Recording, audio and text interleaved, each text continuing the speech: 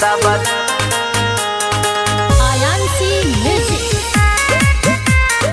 उड़ाता गुलाल सबद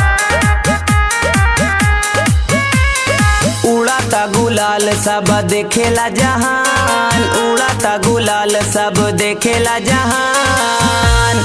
होलिया खेले ले सिया संगे अयोध्या में श्री राम होलिया खेले ले सिया संगे अयोध्या में श्री राम डंका बजावतावे वीर हनुमान डंका बजावतावे वीर हनुमान होलिया खेले ले सिया संगे अयोध्या में श्री राम होलिया खेले ले सिया संगे अयोध्या में श्री राम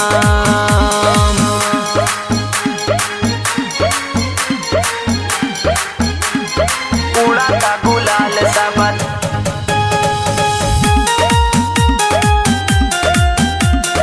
उड़ाता गुलाल सबद आयांसी म्यूजिक राम के हाथे बावे कनक पिचकारी सिया लेके खाड़ी अबीरिया के थाली एक जगह जुटल बावे सब नर नारी होली मिलन के होता तैयारी होली मिलन के होता तैयारी राम के हाथे बावे कनक पिचकारी सिया लेके खाड़ी अबीरिया के थाली एक जगह जुटल बावे सब नर नारी होली मिलन के होता तैयारी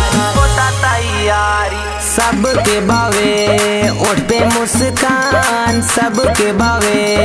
ओठ पे मुस्कान होलिया खेले ले सिया संगे अयोध्या में श्री राम होलिया खेले ले सिया संगे अयोध्या में श्री राम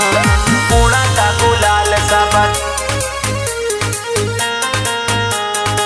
आयांसी म्यूजिक उड़ाता गुलाल सबद